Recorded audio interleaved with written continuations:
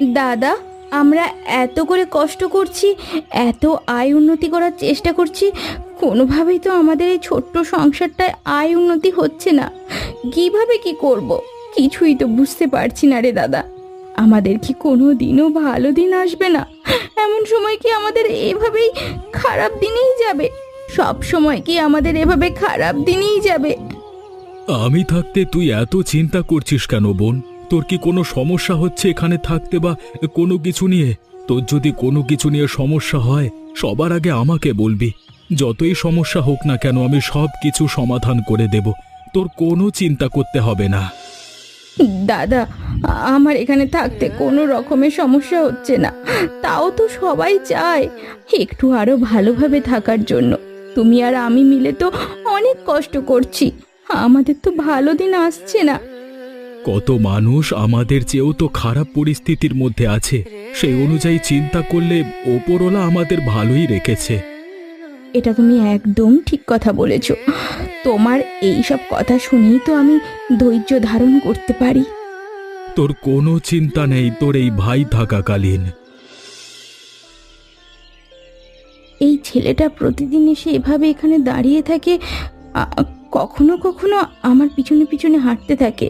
আগে তো ভেবেছিলাম ছেলেটার হয়তো বা খারাপ মতলব আছে, অনেকদিন ধরেই তো দেখছি, সেরকম কিছু তো বুঝতে পারছি না। আজকে একটু ছেলেটাকে ডেকে কথা বলি, দেখি সে কি চায়। এই যে, আপনাকে বলছি। হ্যাঁ হ্যাঁ হ্যাঁ, আপনাকেই। এদিকে আসুন, আপনার সাথে কথা আছে আমার। দিয়ে আসুন, আমি আবার তাড়াতাড়ি বাড়ি যাব।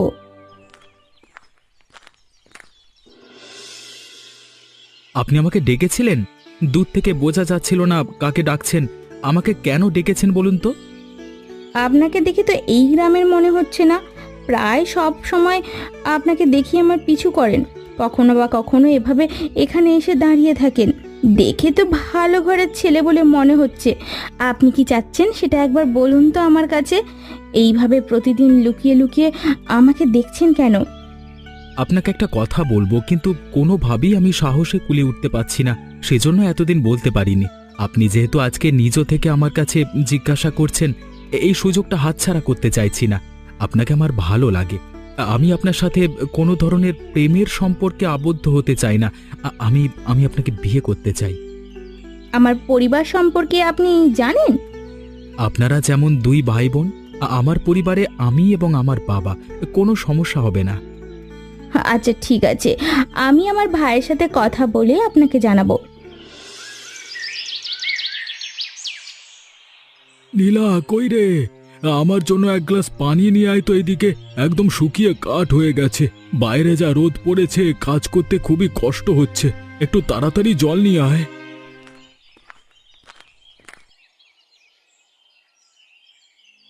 কি রে নীলা, তোকে এমন দেখাচ্ছে যে কিছু বলতে চাচ্ছিস নাকি? বলতে চাইলে বলে ফেল, সমস্যা নেই। দাদা, তুমি কিভাবে আমাকে দেখিয়ে বুঝে ফেলো যে আমি কিছু বলতে চাই?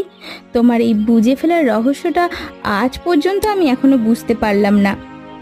আমি তোর ভাই, পিঠে করে তোকে মানুষ করেছি। কিছু বলতে চাইলে সেটা অবশ্যই আমি বুঝতে পারি। এত ভনিতা না করে বল, তুই কি বলতে চাচ্ছিস? ভয় পাওয়ার কোনো কারণ নেই। তোমাকে আমি ভয় পাবো কেন? আর ভয়ই বা করবো কেন? তুমি আমার দাদা, সব কথাই তো তোমাকে বলি। এটাও আমি তোমার কাছেই বলতে চাইছি। আমিও তো সেটাই বলছি, বলে ফেল, আমি শুনছি তো। দাদা, একটা ছেলের সাথে আমার পরিচয় হয়েছে। ছেলেটি খুব ভালো, আমাদের গ্রামে থাকে না, পাশের গ্রামে থাকে। ছেলেটি আমাকে পছন্দ করে।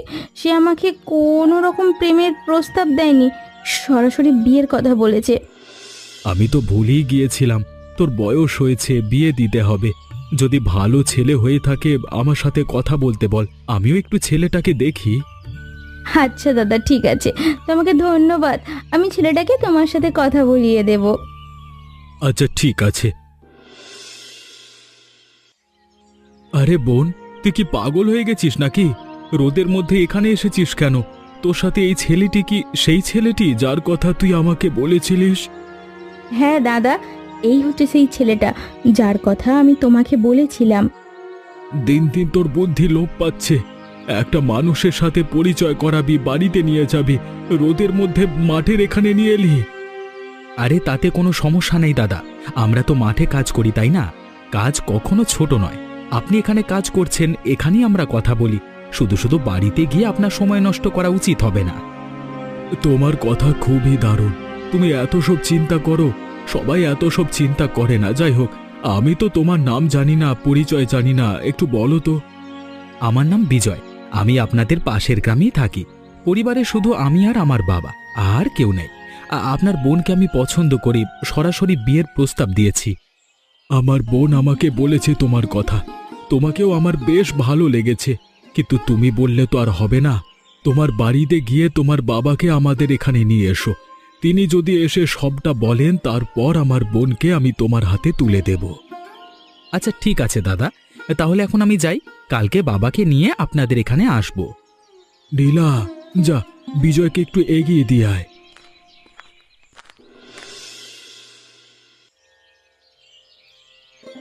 বাবা, তুমি তো সবসময় আমার কথা শুনেছ। আমি যেটা চেয়েছি সেটাই আমাকে দিয়েছ। কখনো তুমি আমার কথার বাইরে যাওনি। মা মারা যাবার পর থেকে তুমি আমাকে কোলে পিঠে করে মানুষ করেছ। মায়ের অভাব বুঝতে দাওনি। আজকে আমি তোমার কাছে একটা আবদার করতে চাচ্ছি। আমি শুধু চাই শেষ পর্যন্ত তুমি আমার এই আবদারটা রাখো, তাহলেই হয়তো আমি ভালো থাকবো, সুখে থাকবো। তুই আমার ছেলে, অন্যায় কোনো আবদার তুই করবি না সেটা আমি ভালোভাবেই জানি। তোকে আমি সেই শিক্ষা দিয়ে বড় করেছি। যদি যুক্তিযুক্ত কোনো কিছু আবদার করিস সেগুলো আমি পূরণ করেছি। এখন কি চাচ্ছিস সেটা আমাকে বল, আমি ভেবে দেখব। গ্রামের একটি মেয়েকে আমার ভীষণ পছন্দ হয়েছে, আমি তাকে বিয়ে করতে চাই। তুমি যদি সেখানে গিয়ে আমার ব্যাপারে কথা বলো তাহলে একটু ভালো হতো। আমি নিজেই তো তোর জন্য মেয়ে দেখছিলাম। এ তো নিজের মতো পছন্দ করেছিস, তাহলে তো ভালোই হলো। আমি আর মেয়ে খুঁজে পাচ্ছিলাম না, তবে মেয়ে আমাদের এই সংসার করতে পারবে তো? আমার উপর নিশ্চয়ই তোমার ভরসা আছে। আমি এমন কোনো মেয়ে পছন্দ করব না যে আমাদের সংসারে টিকতে পারবে না, ঝামেলা করবে। আচ্ছা ঠিক আছে, তাহলে তো আর কোনো সমস্যা নেই। এই তো তুই সবকিছু জানিস, বুঝিস। তুই যেটা চাচ্ছিস সেটাই হবে। তবে তুই কালকে সকালে গিয়ে তাদেরকে বিয়ের প্রস্তুতি নিয়ে থাকতে বল। তারা রাজি থাকলে বিকেলে গিয়ে আমরা একসাথে বউ নিয়ে চলে আসব। আচ্ছা ঠিক আছে বাবা, তুমি আমার লক্ষ্মী বাবা, আমি তোমাকে খুব ভালোবাসি।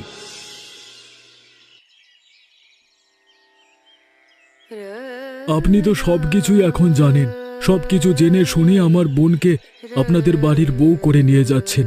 বাপ মা মরা আমার একমাত্র বোন, কোলে পিঠে করে অনেক কষ্ট করে মানুষ করেছি। সেই বোনকে আপনাদের হাতে তুলে দিচ্ছি। আমার বোনকে কখনো কষ্ট দেবেন না।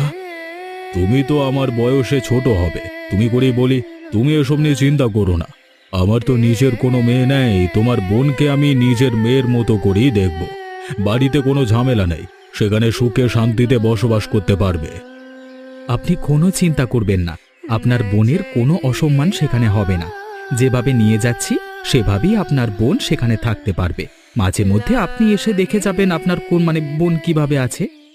তোমাদের সকলকে ভরসা করেই আমার বোনকে তোমাদের হাতে তুলে দিচ্ছি। আশা করি আমার ভরসা ভাঙবে না, সেটা তোমাদের দেখেই বোঝা যাচ্ছে। তুমি যদি অনুমতি দাও তাহলে আমরা এর কাজটা সম্পূর্ণ করে বাড়ির দিকে ফিরতে চাই। বিয়ের কাজ সারতে সারতে অনেকটাই রাত হয়ে যাবে, তারপর আবার বাড়িতে ফিরতে হবে। রাতের পথ, বেশি রাত করলে তো সমস্যা। কারো যেন সমস্যা না হয় সেই ব্যবস্থাই করছি। আরও কিছু মানুষজন আছে, তাদেরকেও নিমন্ত্রণ দিতে হবে। অপেক্ষা করুন, সবাই মিলে দরকার হলে আপনাদের আবার সম্পূর্ণ পথ আমরা এগিয়ে দিয়ে আসব। আচ্ছা ঠিক আছে, তাহলে তো কোনো সমস্যা নেই। আপনি যাদেরকে প্রয়োজন তাদেরকে ডেকে নিন।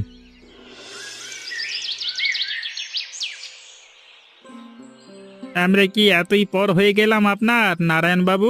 এত বড় একটা আনন্দের ঘটনা ঘটালেন, আমরা তো কোনোভাবেই সেখানে নেমন্তন্ন পেলাম না। আরে আপনি তো আমাদের কাউকে নেমন্তন্ন করলেনই না, নিজের ছেলের বিয়ে একা একাই দিলেন। না আরে তেমন কিছু নয়, এখন অবধি বড় কোনো অনুষ্ঠান করতে পারিনি, তবে পরে আমরা সেই অনুষ্ঠান করব।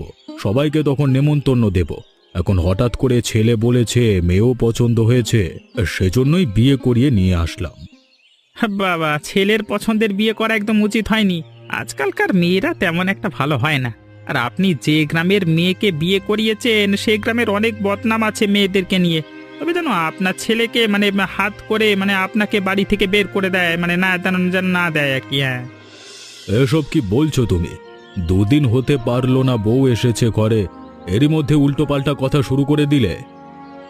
আমার তো কোনো সমস্যা নেই, আপনার জন্যই তো আমার চিন্তা হচ্ছে, সেই জন্যই বললাম। আপনার যদি ভালো না লাগে তাহলে আর আমি বলবো না, তবে বলে রাখি শাসনের মধ্যে রাখবেন, ওকে ছেড়ে দেবেন না, তাহলেই মানে গেলেন আর কি। হ্যাঁ আচ্ছা ঠিক আছে, তুমি যেহেতু এত করে বলছো মানে একদম খারাপ নয়, আমি অবশ্যই এ ব্যাপারটা মাথায় রেখেই চলবো এরপর থেকে।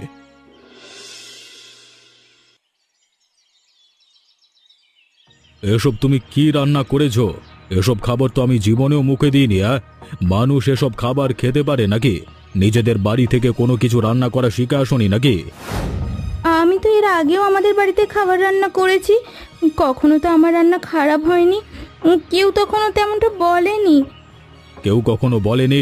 তার মানে আমি কি মিথ্যে কথা বলছি? আমি তেমনটা বলতে চাইনি বাবা, আমি বলতে চেয়েছি আমি ওখানে রান্না করেছি, ভালোই করেছি। আজকে বুঝি রান্না খারাপ হয়ে গেল? ওখানে কি সব রান্না করেছো কে জানে, যেখানে ছিলে সেখানের অবস্থা তো আমি দেখেছি, খাবার খেতে পারতে না, আবার রান্না, তাই তো মানে খেতে আমাদের বাড়ির মতো এত ভালো ভালো খাবার সেখানে তো পাওনি, কিভাবে রান্না করা জানবে? এ কথা আপনি মিথ্যে বলেননি, আমরা এত ভালো খাবার চোখেও দেখিনি, তবে যে খাবার ছিল সেগুলো ভালোভাবেই রান্না করা শিখেছি। রান্না করতে পারেন আবার মুখে মুখে ভালোই তর্ক শিখেছ। বেয়াদব মেয়ে কোথাকার, যেমন ভাই তেমন বোন। আমাকে নিয়ে আপনি যা ইচ্ছে বলুন, আমার ভাইকে নিয়ে কিছু বলবেন না, আমার ভাই তো এখানে কিছু করেনি। আবার মুখে মুখে তর্ক করছো?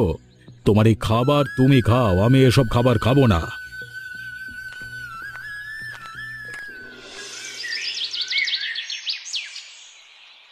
কি গো নারায়ণ বাবু, মাত্র না আপনি বাড়িতে গেলেন কিছুক্ষণ আগে, আবার ফিরে আসলেন যে? আর দেখে তো মনে হচ্ছে আপনার মন মেজাজ এমন একটা মানে তেমন একটা ভালো নেই, কি হয়েছে বাড়িতে আবার? সময় সম্পর্কে তোমার কোনো ধারণা আছে নাকি? তুমি হচ্ছে অশিক্ষিত লোক। আমি তোমার দোকানে এসেছি সেই সকালে, এখন দুপুর, মাত্র গেলাম মাত্র আসলাম, কই? আমি তো খারাপ কিছু বলি না, আপনি শুধু শুধু আমার উপর রেগে যাচ্ছেন কেন? যেখানে রাগবার কথা সেখানে গিয়ে রাগুন না, আমার সাথে রেগে কোনো লাভ হবে না, নিশ্চয়ই বাড়িতে ঝামেলা হয়েছে, তাই না? তুমি যেটা বলেছিলে সেটাই হয়েছে। ওই মেয়ে কোনোভাবেই ভালো নয়, ওই মেয়েটিকে আমার ছেলের বউ করে এনেছে, এটা আমি ভুল করেছি। কত বড় সাহস আমার মুখে মুখে তর্ক করে! তখন তো আমি বলেছিলাম, আমার কথা আপনি বিশ্বাস করলেন না, বললেন আমি উল্টোপাল্টা কথা বলি। এখন দেখলেন তো আমার কথা সত্যি হয়ে গেল। আপনি এখনও ওই বউকে বাড়িতে রেখেছেন কেন? এখনই বাড়ি থেকে বের করে দিন, বেশি দিন হয়ে গেলে তখন আবার বের করতে পারবেন না। এটা তো তুমি ঠিক কথাই বলেছ। তুমি আগে যে কথাটা বলেছ সেটা মাত্র সত্যি হলো, এখন যে কথাটা বলেছ এটা যদি আমি করতে দেরি করি, তাহলে তোমার কথা আবারও ফলে যাবে, তখন আর আমার করবার মতো কিছুই থাকবে না। আমি এখনই বাড়িতে যাচ্ছি, যেভাবেই হোক ওই বজ্জাত মেয়েটাকে ওই বাড়ি থেকে বের করে ছাড়বো। কত বড় সাহস আমার সাথে তর্ক করে, তাও আবার মুখে মুখে! যান যান, এখনই যান, ওকে বাড়ি থেকে বের করে দিন, আপদ বাড়িতে রাখা মানেই ঝামেলা।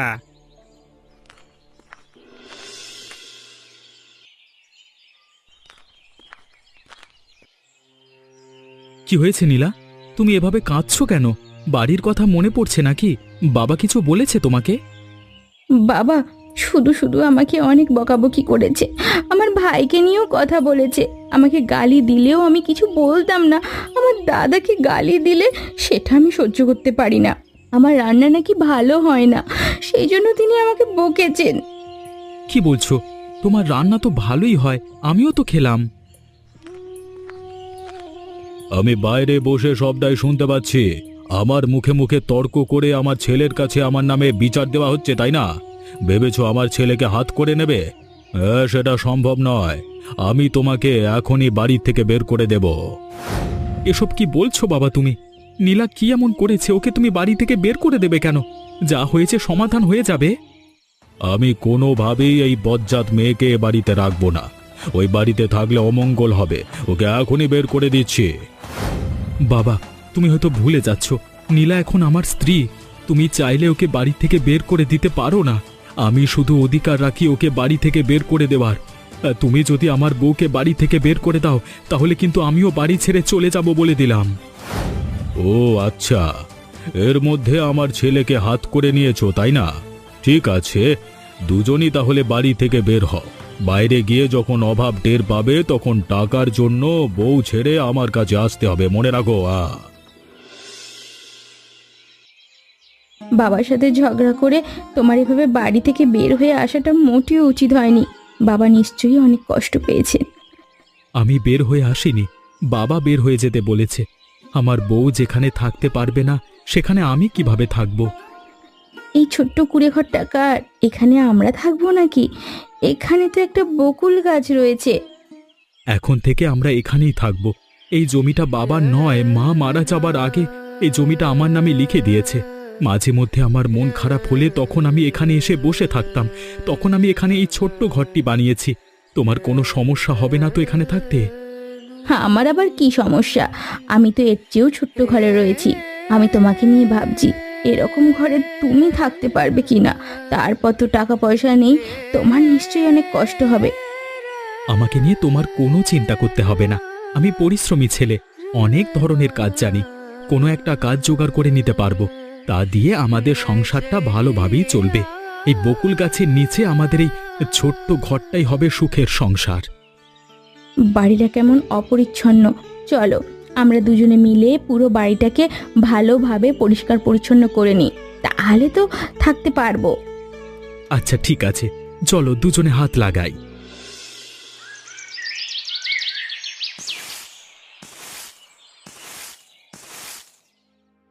আরে দাদা, তুমি এখানে হঠাৎ করে কোত্থেকে এলে? আমরা যে এখানে আছি সেটাই বা জানতে পারলে কি করে? পৃথিবীর যে কোনো জায়গায় থাকলে আমি সেটা জানতে পারবো। আমি তোর ভাই, কিন্তু তোদের দুজনার হঠাৎ করে এই অবস্থা কেন? ওদিকে তো দেখলাম অবস্থা ভালো নয়। বিজয়দের বাড়িতে গিয়েছিলাম তোদেরকে দেখতে। নারায়ণবাবু বলল তিনি নাকি তোদের বাড়ি থেকে বের করে দিয়েছে। তিনি বলল আমার বোন নাকি বকুলতলার নিচে সংসার পেতেছে, সেজন্য এখানে আসতে পারলাম। আপনি আমাদের বাড়িতে যেতে গেলেন কেন? পথে কারো কাছে জিজ্ঞেস করলেই তো হতো। ওখানে যাওয়াটা আপনার মোটে উচিত হয়নি। বাবা নিশ্চয়ই আপনাকে উল্টোপাল্টা কথা বলেছে, তাই না? শুধু আপনি অপমানিত হলেন ওখানে গিয়ে। ভালো কথা, তোমাদের তো বলাই হয়নি। নারায়ণবাবু আমাকে কোনো ধরনের অপমান করেননি। তিনি বড়ই অসুস্থ, তবে সেটা তোমাদের কাছে বলতে নিষেধ করেছে। তিনি হয়তোবা তোমাদের করুণা চান না, কিন্তু আমি মনে করি বাবার উপর ছেলের এবং ছেলের বউয়ের অবশ্যই কর্তব্য রয়েছে। তোমাদের এখনই ও ঘর ছেড়ে সেখানে যাওয়া উচিত। দুজন মিলে তোমাদের বাবাকে সুস্থ করতে হবে। জেদ করে থাকলে কাজ হবে না। আপনি কি বলছেন দাদা? আমার বাবা অসুস্থ? আমি তখনও তোমাকে বলেছিলাম বাবা হয়তো রেগে আছেন, পরে সবকিছু ঠিক হয়ে যাবে। বাড়ি ছেড়ে যেতে হবে না। এতে তুমি তো কোনো কথাই শুনলে না। দেখলে তো বাবা এখন অসুস্থ হয়ে গেছে, আর এক মুহূর্তও দেরি না করা উচিত হবে, বুঝলে তো? চলো চলো, তাড়াতাড়ি চলো।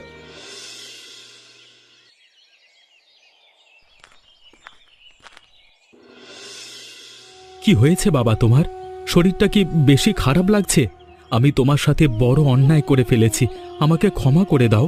তুমি এতকাল ধরে আমাকে আগলে রেখেছো, আমি তোমাকে সেই হিসেবে কোনো প্রতিদান দিতে পারিনি। উল্টো তোমাকে কষ্ট দিয়েছি। তোমার কথা ধরে মোটেও আমার বাড়ি ছেড়ে চলে যাওয়া উচিত হয়নি। আমার উচিত ছিল ঠান্ডা মাথায় তোমাকে বোঝানো। তুমি আমাকে ক্ষমা করে দাও বাবা। আমি তোমার ভালো সন্তান হতে পারলাম না গো বাবা।